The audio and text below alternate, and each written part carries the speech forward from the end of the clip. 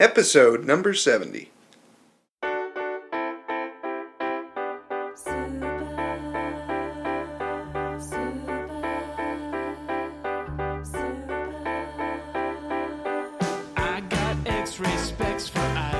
Welcome to the Heads Up Poker Podcast. This is Steve Barton, and thank you for tuning in.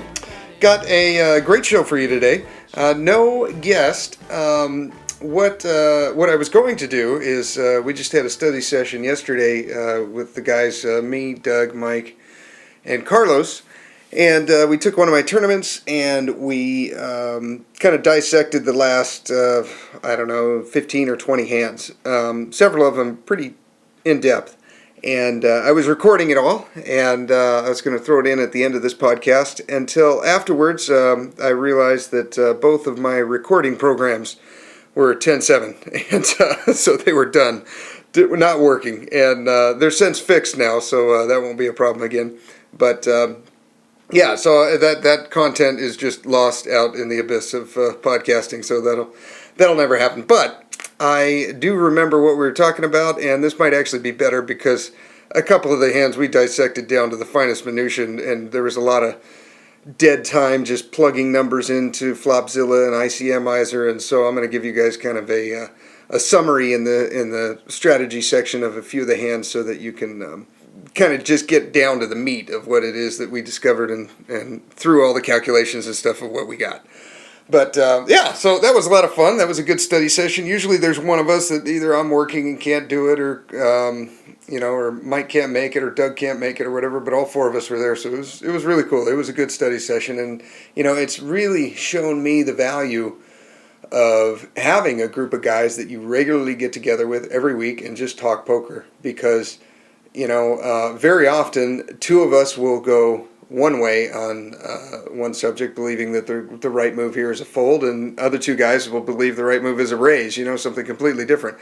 And so it's good to bounce ideas off each other. And even in some situations, there might not even really be a right answer. That it's just kind of like, this option sucks the least, so this is the one that we got to do. Or both of these options are kind of equally, I think you could check, or you could, throw out a small bet here. Either one, they both seem okay. So it's interesting. It definitely throws it's good to have a study group. Let's see, what else has been new? My wife is back. Alejandra's here in Oxnard for the next week or so. She came out a couple of days ago. Supposedly only for a couple of days, but what happened was she's had this nagging cough, poor thing, that she got sick while she was going through her training, I think just from exhaustion. They're only sleeping 4, maybe 6 hours a night for a month and a half, and she got sick during that time, and she's just never really been able to recover because she's been flying. One night she's in Atlanta, and then the very next night she's spending the night in Miami, just bouncing around from hotel to hotel and not having many days off. So she had to call in sick. I've been taking care of her, making crock pot stews and stuff. And we went to the doctor, and we got her on some medication that I think is going to make her feel better. So we could spend the next week together, although she'd probably rather not be sick. At least we get to spend some time together with Mr. Kicks. And I did a purchase that I've never done before, and I bought a pallet of books for the Amazon, and it literally is a pallet. There's probably, I haven't added them up yet, but I think there was probably 500 of them.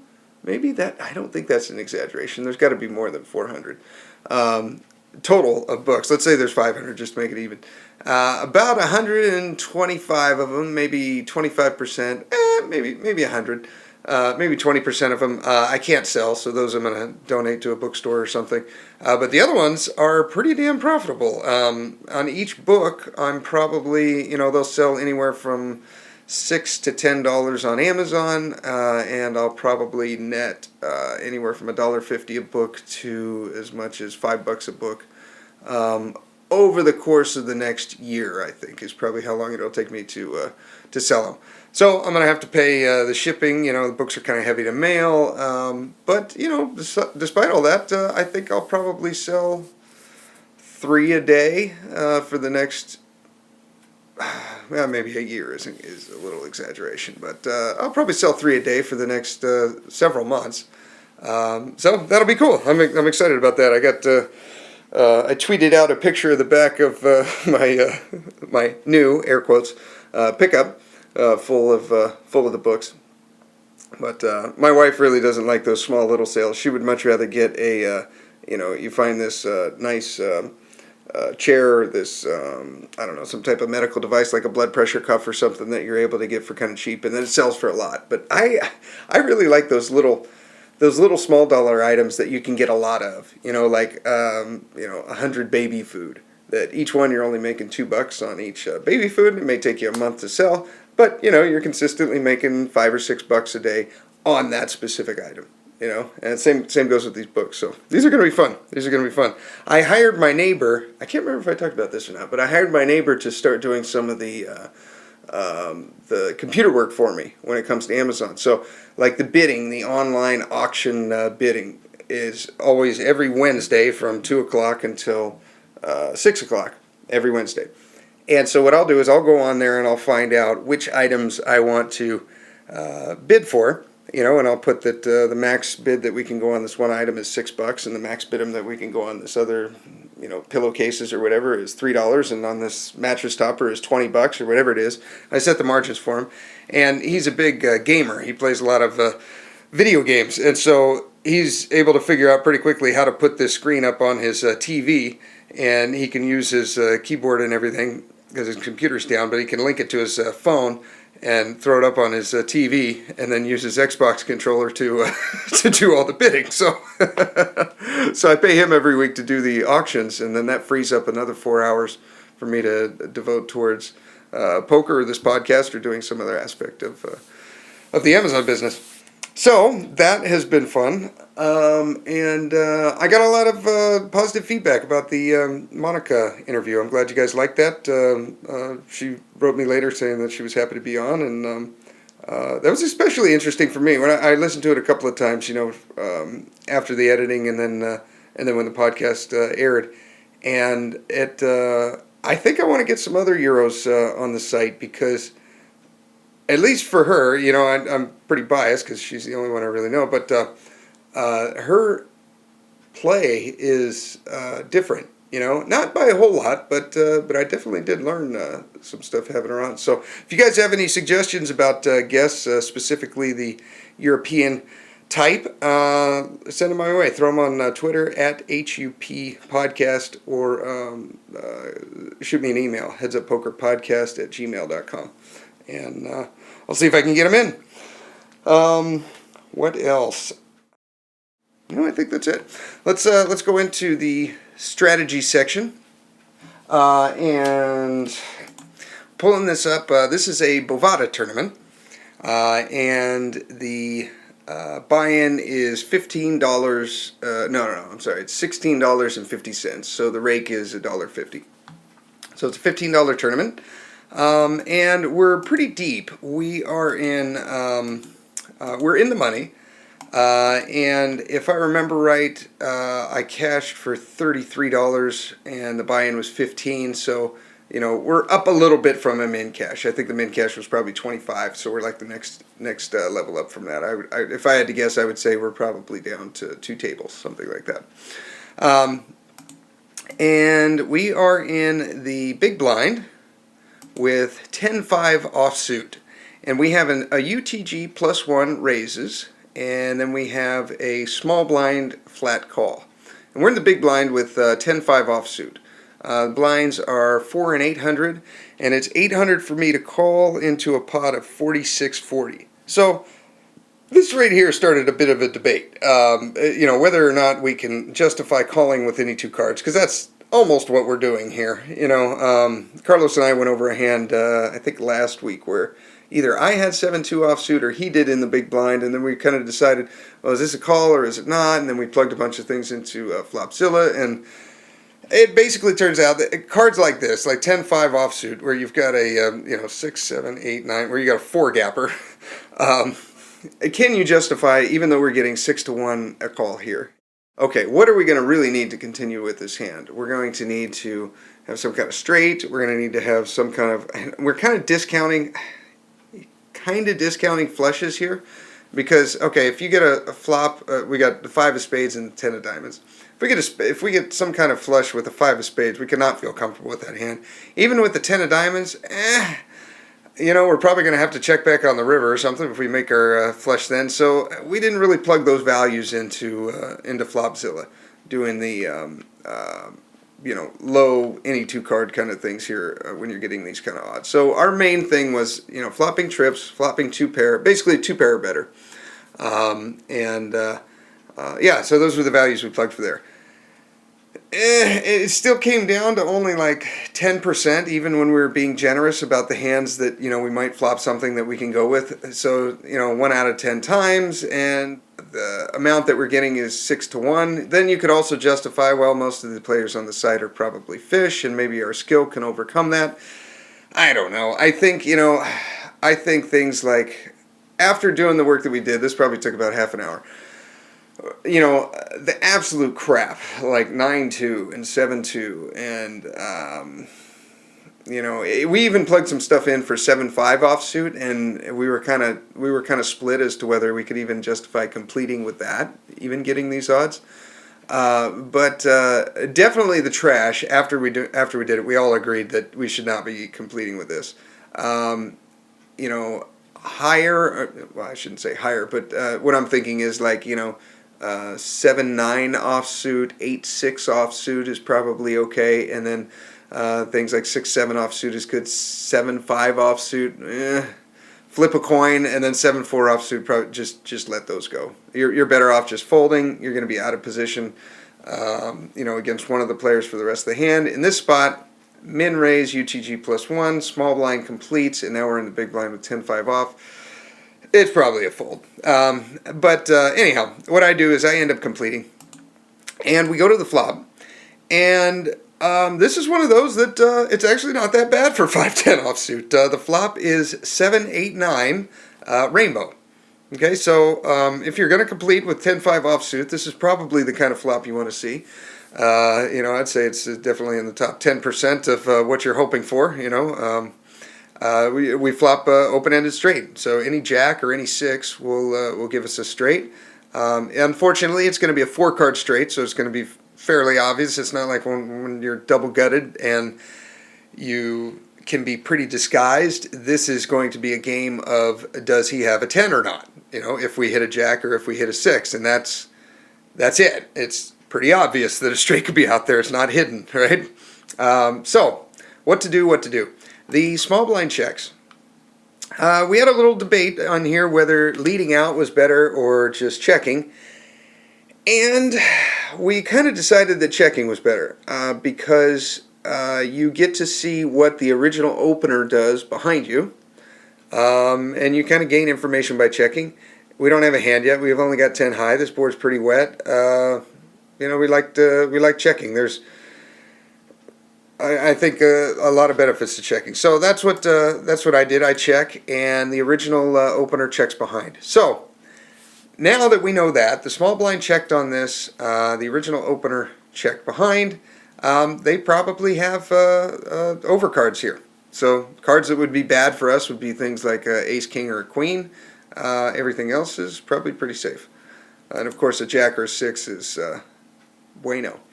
Alright, and the turn comes jack of hearts. So now we have 2 hearts on the board. The board is 7-8-9 jack, and we have 5-10 offsuit, so we turn the straight. There's 4 cards straight on the board now, so the small blind, he bets out now for 2,400 into a pot of 5,400. So he bets pretty small. Now the decision is, do we just call here or do we raise? And after probably 15 to 20 minutes, I think Carlos and Doug kind of convinced us that Mike and I were on team call, and I think Carlos and Doug were on team raise. And Carlos was kind of pushing that one pretty hard, and I think he's right in that, him betting this size, 2,400 into 54. So he's betting less than half pot. This is probably this could be, I have a hard time believing that he would check a set on the flop. Maybe he would, just hoping that the other guy, that the original opener is going to bet out, but I don't think too many people are checking his set there. He could have been checking two pair. He could have been checking things like 8-9 or 7-8. He could have turned two pair if he completed in the small blind with something like Jack-9 suited. Or he could have. This could be a hand like Queen Jack or King Jack or Ace Jack. He's just now betting out a small amount, trying to get a feel for, do I have the best hand or not? Maybe even throwing out a little value bet if somebody's got Ace King and just doesn't want to fold. There is a flush draw that came out there.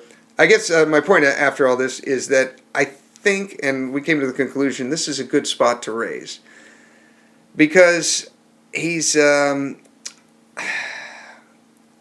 get him to call with hearts. And he's probably calling with two pair as well. Whereas by the time you get to the river, he may be folding some of that two pair. I like a raise here. I think he's calling with his sets. He's calling with his two pair with stuff that you just have crushed, and he could be drawing completely dead with Ace Jack, Queen Jack, King Jack, any Jack. And you get more money in the pot then instead of waiting on the river. If a 10 or if a heart or if an ace comes on the river and he's sitting there with Queen Jack, this could slow down a lot of the action. I think we're good to put in a smallish type raise here just to try to get a little bit more value and squeeze a few more chips out of him. I, on the other hand, and probably why this hand is on the podcast, don't do that. I just call. And then the original opener, he folds. So we go heads up to the river, and the river is an offsuit 10. So now the board is 7, 8, 9, 10 Jack. So there's a straight on the board. My 10 in my hand is pretty much useless, and both of us are playing the board unless one of us has a queen or Queen Jack or Queen King for the nuts. Now there is 10,240 in the pot. Villain in the small blind has 9,800 behind. I have 9,500. So the effective stacks are 9,500. Basically a pot size bet left, about a ratio of 1-to-1. Villain checks. And this is a spot that we talked about, Mike and I talked about with Jonathan Little when he was on the podcast. And what we found was that I, on the other hand, was in villain spot on the river here, where I turned a straight, and then the river came, and now a 5-card straight is on the board, and I was in the small blind. I check, and then villain shoved all in, and then I folded. And we dissected that one pretty good, and I learned from that when you have runouts like this, it's very difficult for villain to call here. And we're both basically splitting unless he has a queen. How many queens are really in his range there, though? I mean, he could have Queen 10, so maybe he turned the nuts. There's probably Queen Jack in his range, and Queen 10, and possibly Queen 9 suited, but I think that's a real stretch. When he checks, I think we just got a jam here, and by doing that, I think we're going to take it down a large percentage of the time, and we get to take the whole pot instead of splitting it with him. So villain checks, we jam our last 9,500 into the 10K pot, and he tanks for a long time. So that made me think he probably, he had a decision, but he made the wrong one because he folded. So that worked out well for us. We pick up some chips, and then we move on to one of the other hands we discussed pretty well, was pocket eights. And it was 2 hands later. Now we're in the cutoff. We get a raise from early position in UTG +1. He raises to 1649. Blinds are still the same level, 400, 800. He raises to 1649, basically a min raise. And then it gets clicked. A guy raises right next to him, so UTG +1, 1649, and the next guy clicks it to 2498. Okay, then it folds to us, and we have pocket eights in the cutoff. Okay, the original opener, he has 78 big blinds. We have 34 hands on him, and he's a 41-24-7. So not a huge amount of hands, only 34 hands, but these stats are still really telling. Okay? He's seen 41% of those hands. And of those, and he's raised 24% of those hands. And he's 3-bet 7% of them. So the guy's active, right? He's active. These are not pro numbers. Okay, so definitely a gambler, definitely very loose. Okay, he could be on a string of hands, but if we take this information for what we got, the guy's real loose. Now the next guy that clicked it back, we have 58 hands on him, and he's a 21-10 with a 3-bet percentage of 4. So he's a 21-10-4. This is more like pro numbers, right? This is a guy that's tight. This is a guy that understands, the basic aspects of the game. So when UTG +1 min raises, and then the next guy just clicks it, we were kind of the mind of, what does this mean? We see this all the time on Bovada. There's all these little clickish raises, where guys just, min raise, click it back. And even, that could have been a misclick. I've done that too. I remember doing a hand history review with Mark Alioto. This was probably a year ago. And we saw this. And on Bovada, you can request the hand histories and then see what everyone's cards were, even the people that open folded, 2 days after the tournament is aired. So you can see everyone's cards. And we had that option. So we were able to go and look and see what these guys had. And it was kind of a similar situation. Early position raise, then a 3-bet. Quickly afterwards, and then a very fast, I remember there was no hesitation in this guy. It was a 4-bet shove, and he shoved, I think, 35 big blinds. Open shoved. And I was in, I believe, the small blind with ace-king offsuit. And I didn't take too long, and I folded. And Mark, he really complimented me on that, and he said, that was a really good fold. That, it's tough to let that go there, but, judging by the action, early position raise, and then a re-raise right after that, and then a middle position cold 4 shove. That's ace-king's no good there, right? So then we went and looked at the cards of what everyone had, and I was crushing them all, right? The guy that cold 4 shove did it with, I believe it was 6-4 offsuit. So you never know. But here, 1649 is early position raise, then 2498, just a little click, and it folds around to us with pocket 8s in the cutoff. We all pretty clearly agreed that this was a fold. And, I've got 21 big blinds. Early position is 78. The next guy is 66. They've got us well covered. I think we can find better spots for our 8s here than this. So now, let's say the first guy just raised and the next guy just folded, and it folds around to us. Now I think 8s is a really good shove because he's a 41-24, very active. 8s are way ahead of that range, and at that point we don't even mind a fold. That winning 1, 2, 3, 4, 5, winning 5 big blinds with pocket 8s in the cutoff is a pretty good result. So. Yeah, but the action as it was, that seemed like a pretty clear fold. One of the guys, the early position raiser, actually, the 41-24, he raised with king 10 offsuit in early position. So that tells you what kind of player he is right there. The next one that we went over was actually pocket 8s again. Okay, so this is a few hands later. We are now in the big blind, and the player that from the last hand, the 41-24 guy, we now have 40 hands on him, and he's so this is 5 hands later. He's now a 40-23, 6% 3-bet. Still very active, of course, same guy. If you're raising king 10 offsuit under the gun +1, then kind of construct a range from that here. He's raising a min raise again from the hijack. So he's the first one into the pot. He min raises to 1,600. Blinds are still 4,800.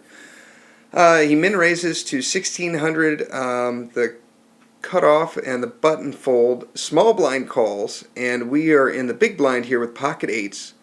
We have 26 big blinds, 25 big blinds, and the small blind has 86 big blinds, and the original opener has 87. So those two are super deep, and we're in the big blind here with eights. Now, this is where I think I made a pretty big mistake, and I didn't realize how big of a mistake it was until I had three guys just chipping at me for about 45 minutes on this.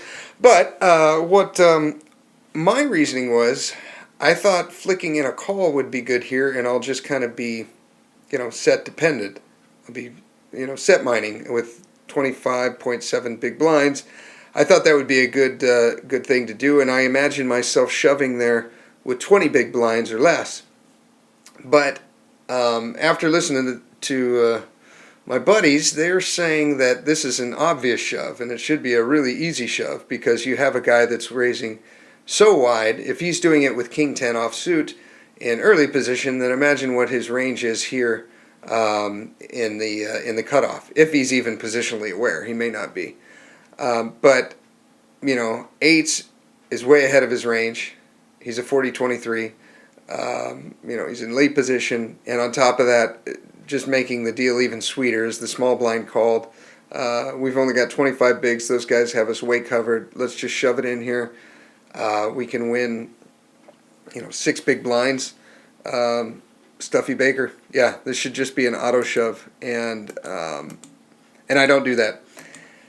And then the flop comes. So I flick in a call, and we go to the flop, and we've got 5,500 in the pot. I've got 18K behind. They both have almost 70.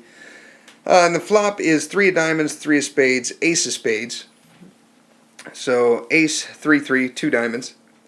We don't have a diamond. We got 2 eights. The small blind checks, and here I reasoned at the time it was a good idea to throw out a small little bet.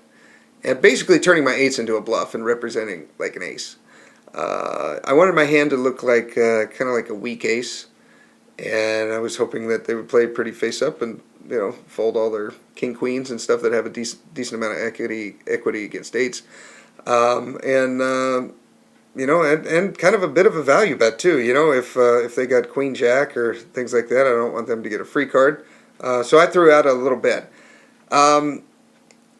After a lot of debate, the guys were like, I think it's too likely that one of them has an ace. You're better off just checking there and check calling, and forcing him to put in a bet. But that's what I did. I bet out small into a pot of 5,500.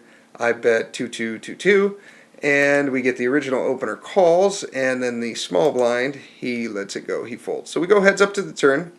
And the turn is the queen of diamonds. So we got the 3 of diamonds, 3 of spades, ace of diamonds, queen of diamonds. We have no diamond. We got pocket eights. And here, ironically, I think it would be a pretty good barrel card. Make it kind of big, 55, 6,000 into a 10K pot.